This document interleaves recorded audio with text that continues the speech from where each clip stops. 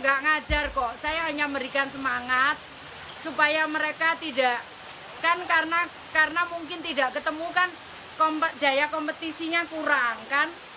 Nah, ini saya hanya memberikan semangat supaya mereka daya kompetisinya tetap terjaga dan mereka tidak turun semangatnya. Itu aja.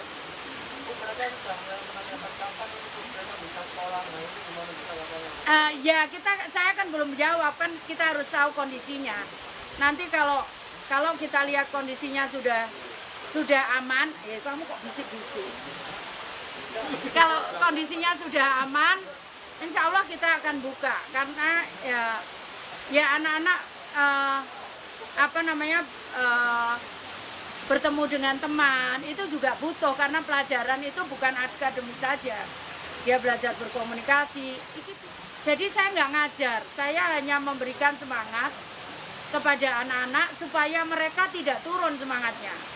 Karena kalau dia ada di kelas kan dia ada daya kompetisinya, dia bersaing satu yang kemudian dia juga bisa mantau nilainya dengan nilainya. Tapi sekarang kan enggak.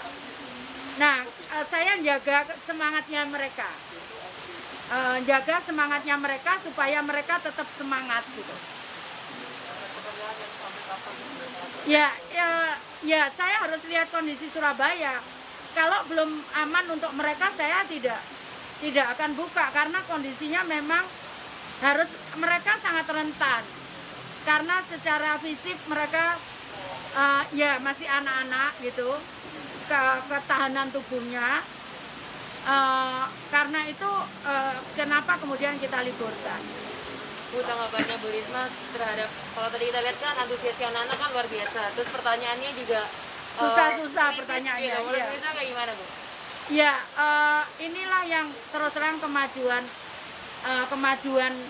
pendidikan, kemajuan alat komunikasi yang membuat mereka sangat kritis dan sangat tajam sekali menilai itu. Tapi saya senang saja, karena menurut saya itulah kemajuan kita. Itu.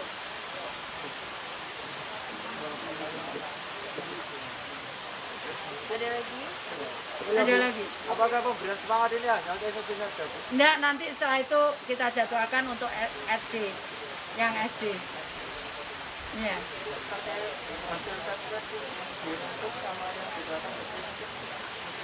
Apa?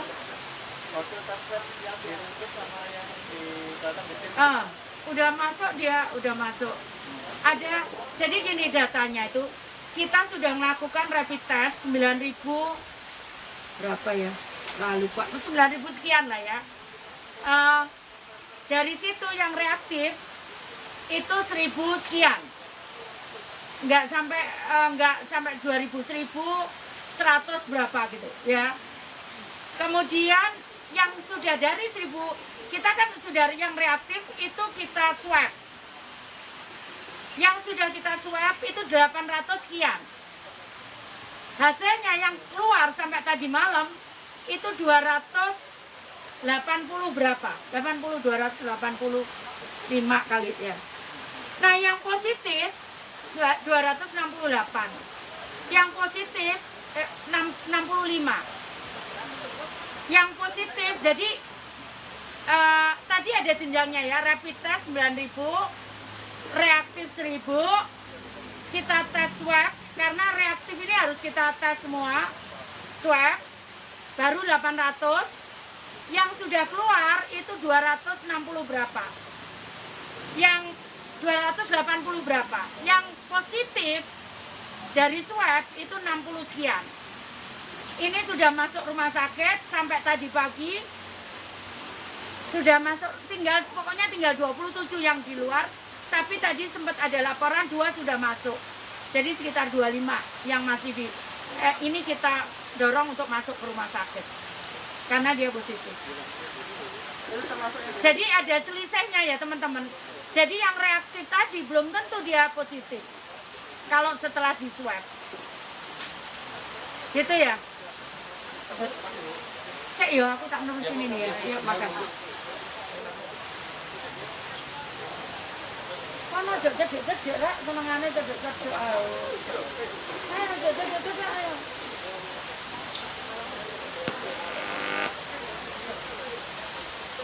Pertanyaan ketiga disampaikan oleh Ibu Ragilia Septiani. Ini ditujukan kepada Ibu Risma, Ibu Wali Kota kita. Ibu, bagaimana caranya menyediakan layanan internet bagi mereka yang penghasilan mereka hanya cukup untuk kebutuhan dasar, terutama untuk anak sekolah dan kami yang bekerja, agar dari segi keuangan tidak loss terlalu banyak. Terima kasih, Bu. Terima kasih. Jadi yang kita lakukan di Surabaya, kami memberikan free wifi ada di 1.300 lokasi. Jadi itu ada di sekolah, ada di taman, kemudian ada di sentra-sentra PKL, kemudian ada di perpustakaan. Kami punya 1.400 perpustakaan di Surabaya. Nah, kemudian selain kami mempunyai free wifi, kami juga punya broadband learning center. Broadband learning center itu kami punya 53 lokasi. Jadi ada di 53 lokasi. Itulah anak-anak yang tidak mampu, dia bisa berada di situ untuk dia mengerjakan tugas-tugasnya. Di samping tadi free wifi tadi, kalau mereka tidak punya handphone, maka mereka bisa datang di broadband learning center kami. Seperti itu. Jadi ini semua free, semua gratis dari pemerintah kota. Kalau mereka bisa datang di sini, memang ini untuk anak-anak yang dia tidak punya akses untuk komputer. Ini fotonya sebelum COVID, jadi gerombol.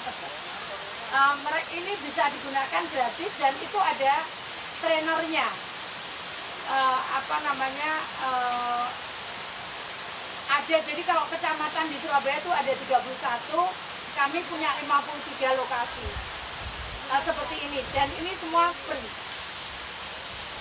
Seperti itu yang kita lakukan di Surabaya. Terima kasih Bu Risma atas jawabannya. Mudah-mudahan Bu Ragilia Septiani ini bisa memanfaatkan fasilitas yang memang telah diberikan ya oleh Pemkot Surabaya dalam rangka katakanlah tadi studi from home untuk anak-anak maupun juga aktivitas yang lain. Terima kasih. Untuk pertanyaan selanjutnya adalah dari Bapak Zainal Abidin. Ini dari Unisla, Universitas Islam Lamongan. Pak Ponco, beliau bertanya, apakah pasca pandemi sudah disiapkan sistem telekomunikasi handal yang bisa menjangkau seluruh pelosok Indonesia dengan adanya budaya baru pasca pandemi COVID-19? Oke, terima kasih banyak, pertanyaannya bagus. Jadi dengan melihat traffic selama pandemi ini, ada 3 yang kita siapkan: infrastruktur, kemudian layanan, dan bisnis proses. Nah, yang pertama ini terkait dengan infrastruktur. Ini kita contoh yang paling baru, 3 hari yang lalu kami harus mengupdate seluruh titik ruas kami, khususnya di Kebalen yang tadinya trafficnya hanya kurang lebih sekitar 89 ya, kita naikkan karena traffic secara total untuk Sandi Contoh yang di Jatim Bali Indonesia itu dari 829 giga, trafficnya sudah melonjak menjadi 1,6 tera. Nah, sehingga jalannya juga harus kami benahi dan kami improve. Ya, ada yang naik dari 100 menjadi 500 giga, ada yang dari 10 menaik jadi 100 giga. Itu kita perbaiki mengikuti traffic yang mulai muncul. Nah, kami punya patokan parameter Kami traffic kalau sudah mencapai warna kuning itu 60-70% dari kapasitas, maka harus segera kami lakukan update. Jadi salah satu contoh yang tadi Rukun dan Kebalen yang mencakup, karena Rukun dan Kebalen itu juga jangkar dari Nusa Tenggara, trafiknya menuju ke Batam ataupun Manado itu lewat Kebalen tadi. Itu salah satu dari infrastruktur. Termasuk juga gitu, kami punya potensi area yang tadinya tidak bertumbuh, gitu kan, itu muncul pertumbuhan baru, sehingga kami menyiapkan tim khusus. Bahkan mungkin selama pandemi ini mereka tidak libur. Jadi bahkan jangankan itu, beberapa di antaranya mereka harus sampai malam karena permintaannya yang cukup tinggi dan area-areanya mungkin masuk ke wilayah-wilayah yang tadinya perkampungan masuk, misalkan di Surabaya ini susah untuk kita masukin. Sekarang permintaan justru tumbuh besar di daerah tersebut. Kemudian di daerah-daerah di luar Surabaya, misalkan Pacitan dan sebagainya, area-area yang tadinya miskin atau desa yang tidak membutuhkan akses internet cepat hanya untuk itu saja, sekarang itu tumbuh. Nah itu yang infrastruktur kita coba dari sisi aksesnya, backbone-nya, kemudian di tulang punggung menuju ke akses internetnya. Itu dari sisi infrastruktur. Kemudian